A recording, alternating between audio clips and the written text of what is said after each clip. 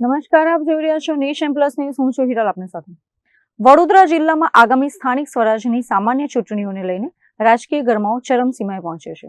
Bharatiya Janata party દ્વારા ઉમેદવારોની પસંદગી માટેની સેન્સ પ્રક્રિયા અત્યંત તેજ બનાવવામાં આવી છે. આજે વડોદરા જિલ્લા ભાજપ કાર્યાલય ખાતે પ્રદેશ દ્વારા નિયુક્ત કરાયેલા 3 નિરીક્ષકોની ઉપસ્થિતિમાં એક મહત્વપૂર્ણ બેઠક યોજાઈ હતી. વડોદરા જિલ્લા ભાજપ કાર્યાલય આજે કેસરિયા માહોલ અને કાર્યકરોની ભીડથી ગુંજી ઉઠ્યું હતું. આગામી સ્થાનિક સ્વરાજની ચૂંટણીમાં ટિકિટ મેળવવા ઈચ્છતા દાવેદારોની સેન્સ લેવા માટે પ્રદેશમાંથી નિરીક્ષકોની ટીમ વડોદરા આવી પહોંચી હતી. આ ટીમમાં સુરત પૂર્વ પ્રમુખ નીતિન ભજીયાવાળા, કારોબારી સભ્ય અમિતા પટેલ તેમજ તાપીના પૂર્વ જિલ્લા મહામંત્રી વિક્રમ તરસાડિયાનો સમાવેશ થાય છે. બેઠક દરમિયાન નિરીક્ષકોએ વડોદરા જિલ્લાના સંગઠનાત્મક માળખા અને આગામી વ્યૂહરચના અંગે વિસ્તૃત ચર્ચા કરી હતી.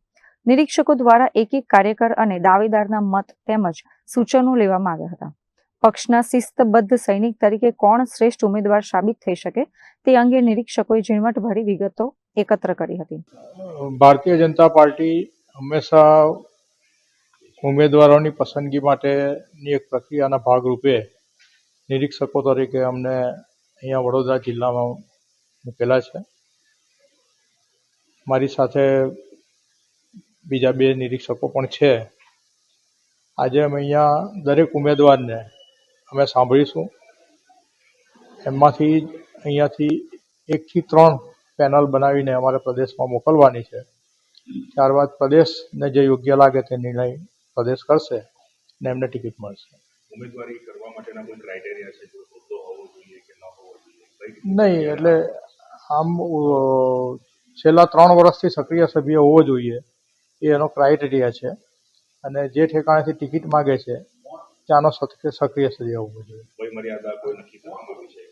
નહીં, વયમર્યાદા 60 વર્ષની આમ પાર્ટીએ કીધી છે. તો પછી તો પાર્ટીનો આખરી નિર્ણય હોય છે. કોઈ લાંબા સમયથી હોદ્દા પર હોય તે રિપીટ થઈ શકે એવી પ્રક્રિયા? હા, થઈ શકે ને. એ બધું છેલ્લે તો પાર્ટીના હાથમાં જ છે. હાઈકમાન્ડ જે નક્કી. અત્રે ઉલ્લેખનીય છે કે આ સમગ્ર પ્રક્રિયા આગામી ચૂંટણીમાં ભાજપના વિજયી રથને આગળ વધારવા માટેનો એક મહત્વનો ભાગ માનવામાં આવે છે. નિરીક્ષકો દ્વારા મેળવેલી આ વિગતો અને સેન્સનો રિપોર્ટ હવે પ્રદેશ ભાજપ પાર્લામેન્ટરી બોર્ડ સમક્ષ રજૂ કરવામાં આવશે, જેના આધારે આખરી ઉમેદવારોના નામ જાહેર કરવામાં આવશે.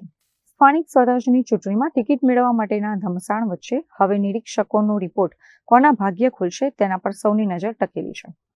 કેમેરામેન નવનીત પરમાર સાથે Chirag Patel, Nation Plus News, Vadodara. સમાચારોના સતત અપડેટ મેળવવા માટે અમારી નેશન પ્લસ ન્યૂઝની યુટ્યુબ ચેનલને સબસ્ક્રાઇબ કરો, બેલ આઇકન દબાવો અને જોડાયેલા રહો ફેસબુક, ઇન્સ્ટાગ્રામ અને ટ્વિટર પર.